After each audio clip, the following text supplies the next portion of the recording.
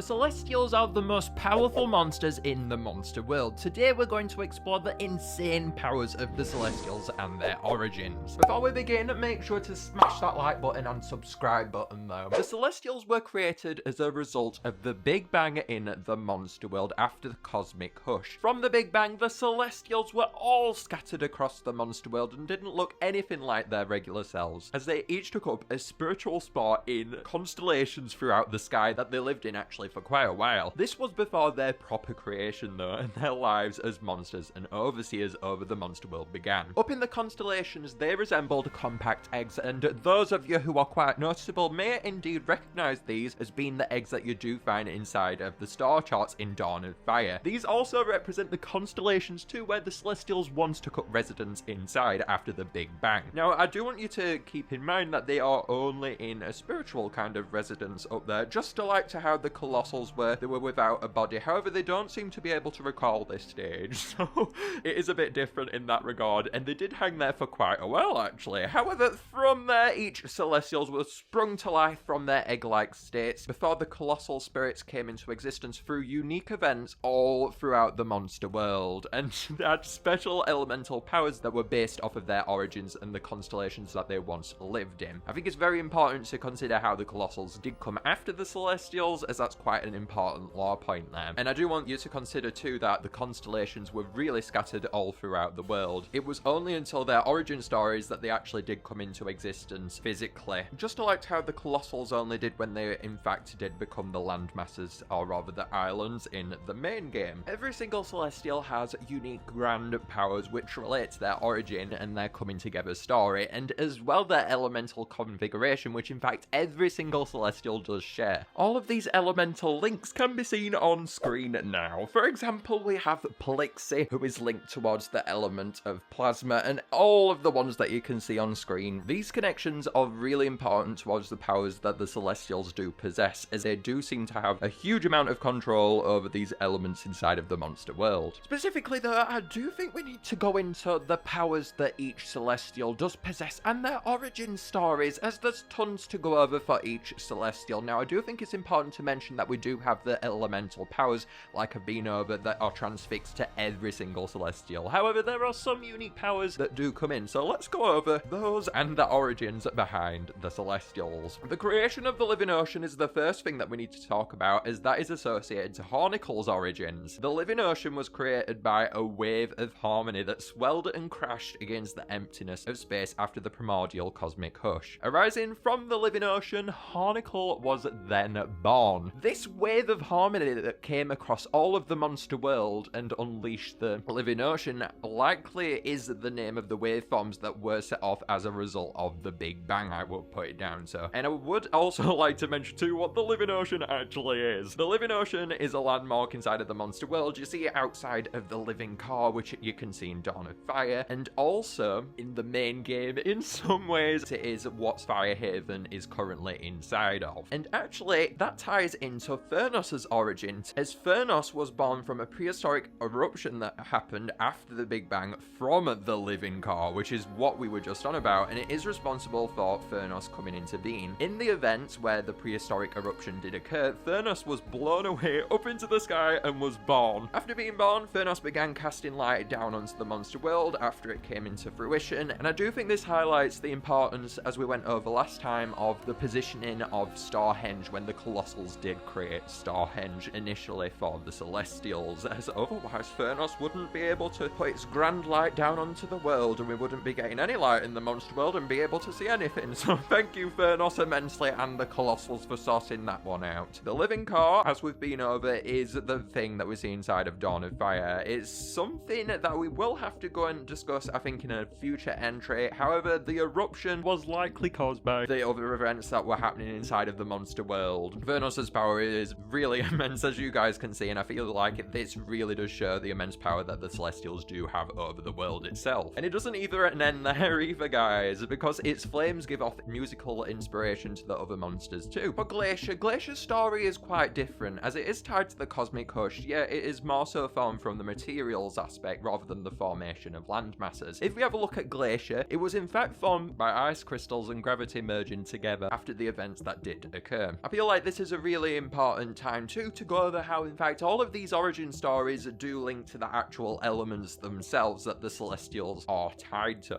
Just like we can see here, we have ice crystals, which of course is what Glaishur is all about, the cold element. Glaishur is a very important Celestial too, as it watches over the passing of time and is by far the most durable of the Celestials. Now, time is a really important concept, especially when you're considering that the monster world is based around song. So Glaishur, thank you for unleashing your inner powers so we can listen to the wonderful songs in the monster world. According to in-game, Glaishur is as enduring as the monster world itself, so that just shows how much durability Glaishur does have, and they surely would make quite the opponent, I would assume. Blasoom, on the other hand, was also born from materials existing from the Big Bang. The first cosmic dust to emerge from the Big Bang that drifted through the cosmos created Blasoom. It's not specifically mentioned what the cosmic dust was, but it's assumable it was from the Big Bang. That's pretty much confirmed stuff there, I would say. I do think that this consolidates further that the Big Bang was similar to ours. We don't have much context towards what happened with this Big Bang, however, going off the particles flowing out of it, I think it does make a lot of sense that it would be very similar to our Big Bang, like what we've been over. Blasoom has the power to spread good vibes throughout the monster world through its powers, and it's actually very similar to a plant, Blasoom's power, as the vibes it sends can be cross-pollinated, alike to what you'd expect from a plant elemental, from monster to monster, just like how plant petals do and so forth all across the world. And this means that Blasoom plays a very important role in the monsters' never-ending ego to be able to sing, which is a very important aspect behind the monster world. It's also responsible for sending messages to monsters urging them to grow and turn into adults from babies through their sound. So that means that Blasoom is essentially the very character who is behind the teleportation mechanic inside of Dawn of Fire, where we see monsters go from babies to being adults. That's much more so a time-based thing, showing what's happening through time and stuff. That teleportation mechanic. However, I do think it's important to know who is behind that kind of thing happening, as Blasoom is behind it all. It's involved in the process of life itself. Blasoom by far has a very important role, I would say. Syncopite, though, has by far probably an even more important role than Blasoom, unbelievably. Despite the primordial cosmic hush being in a period of nothingness, the silence of this compressed together and collapsed under its own weight after the event, and a piece of this object that was formed from this compression after the Big Bang and primordial cosmic hush turned into Syncopite. As well as having a grand birth, Syncopite is able to bend time to its own will. So not only does it have a grand origin story, but it also is able to literally change time itself. It uses this power in multiple instances all the way throughout the monster world. It is in fact responsible for the production of diamonds and how they can bend time, and also the maintenance of rhythm inside of the monster world. So besides Blasoom having that kind of a role, we have Syncopite too, which is very interesting point to point out there, that Syncopite is able to transform time itself. Got to consider the limitations behind the Celestials and why that huge gap may have happened between Dawn of Fire and the original game. However, I think it's a very important power to note, this one, of course, as that huge gap there and Syncopite's abilities in association to that may have some kind of link that may have to be uncovered, but we'll have to get into that another time. For Vhamp, they originated through a huge massive energy that existed after the Big Bang. However, it created itself from being this huge energy mass by putting together random waste and debris all across the universe, so it had a body that it could move around with. Vhamp is essentially a robot. It isn't really even a body. It's not physical, alike to the other Celestials. It's not bound to it. So essentially, next time you see Vhamp, you've got to think about this huge, massive ball of energy inside of them, because that is what Vhamp is, which is something that you probably wouldn't expect from this monster. From its unique origins, I do want to point out that Vhamp is very unsure of its sense of self, specifically during the Dawn of Fire period when it still has all its memories from its origins. It's likely that the debris that it did pick up was from the Big Bang, however that's something that is a theory as of right now. Galvana, oh Galvana, the wonderful de facto conductor of the Celestials. They are the leader of the Celestials and the strongest of all of them. It has an unrelentless power and amounts of energy that is larger than anything in the monster world. Out of all the Celestials and everything in game, Galvana is the most powerful monster of them all. Galvana's abilities are something that we aren't going going to actually discuss today, as it is indeed a very big topic for us to cover, Galvana, I do think. However, let's move on to Scaratar. Scaratar has the power to heal bad vibes and disharmony all throughout the monster world and has immense knowledge on all the locations throughout the monster world and their positioning, such as the constellations, the landmarks throughout the monster world. You name it, Scaratar knows it. And its horns even have the ability to apparently cause Tweedlepox. So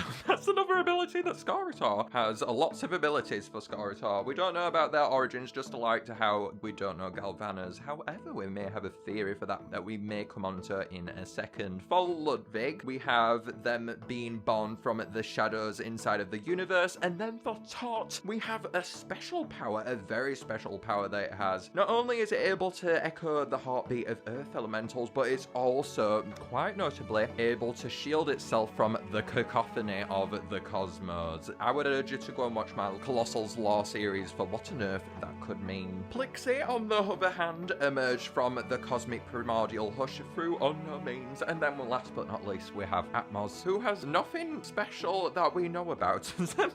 So we don't know anything about Atmos, unfortunately, so we'll leave a question mark there and we'll just put elemental powers alike to the other ones. Now, I do want to point out that we have been over the origin stories now, but those origins do take place after the egg-like states. Now, we went over how certain Celestials do have a massive unknown spot with them. We don't know about their birth story. However, I think we can work out a little bit here. If we go ahead and take a look at the constellation names for all the Celestials inside of Dawn of Fire, we in fact can work out that these constellation names are associated to the origin stories of the Celestials. So in essence, the constellation names may give us more insight into what the birth stories were behind the Celestials we don't know about. So for the Celestials that we don't know about, we can actually go ahead and say that Atmos was originated from the Weathered Winds, Tot from the Earthen Lips, Scaratar from Poison's Mark, and then Galvana most notably from the Immortal Jolt. And whatever on earth that means, certainly something that you could theorize about them. It's heavily implied for the Celestials too, inside of their lore, that something did happen to them before their birth. If we go back and look at Ludwig, Ludwig sends out ripples apparently through the monster world that make shadow elementals long for a place that they have never known, yet have known all along. This is an unknown location, I would put it down to being. It's something in the past. It appears as though the Celestials are trying to recount on something that they have forgotten about. We know from the revival mechanics that the Celestials do in fact lose their memories when they are born, so perhaps this isn't the first life cycle of the Celestials. That's a very good theory to put out there, as not only do we have Ludwig who mentioned something before, but we also have Plixie, as apparently Plixie's sound is born from the fact that it is dwindling for a past that it doesn't quite remember. So there's lots of arguments to be made here that the Celestials do in fact have a previous life before this origin story and everything that we've been on about already, which is very much very insane, and I do feel like it's a very important theory to discuss. This could in fact be referring to the egg state before the origin stories of the Celestials, or it could be trying to point us towards the fact that the monster world was in another format before Dawn of Fire. I think the Celestials' origins are by far one of the most interesting lore threads inside of the My Singing Monsters series. Not only do they each have their own birth, but they all also share a birth story too when they were up in the sky. I think the theory behind there being a timeline before the era of Dawn of Fire is a really interesting one. With those monster mysteries, we end today's entry. Make sure to like and subscribe, fellow journalists. If we have a look in the journal, the next entry looks